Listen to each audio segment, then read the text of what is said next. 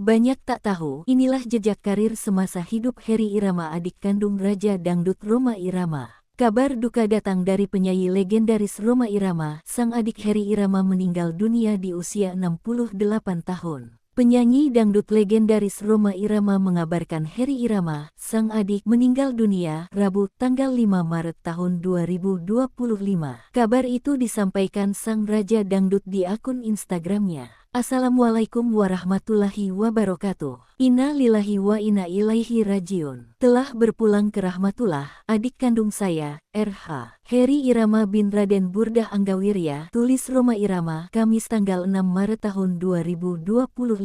Rhoma Irama mendoakan agar mendiang sang adik dapat beristirahat dengan tenang dan mendapat tempat terbaik di sisi Allah SWT. Dihimpun dari berbagai sumber, sosok Heri Irama juga seorang penyanyi dangdut meski tak seterkenal Rhoma Irama. Heri Irama adalah anak keempat dari Raden Burdah Anggawirya. Heri lahir di Jakarta tahun 1957 dan meninggal dunia di usia 68 tahun. Semasa hidup, Heri Irama berkarir sebagai musisi sekaligus aktor. Karirnya di industri hiburan dimulai sejak tahun 1980.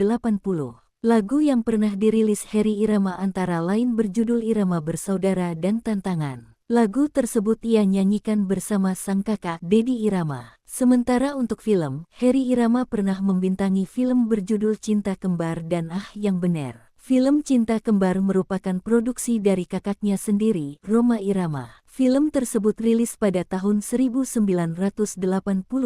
Dalam film ini juga Heri berperan sebagai aktor dan kakaknya, Dedi Irama, sebagai aktor sekaligus penulis skenario. Film yang dimainkan Heri Irama ini bercerita tentang kesuksesan Rhoma Irama sebagai penyanyi dangdut. Dedi dan Heri dalam film tersebut diceritakan ingin mengikuti jejak Rhoma Irama sebagai penyanyi dangdut. Film itu juga mengandung kisah romansa Dedi dan Heri yang menyukai kembar Ella dan Eli.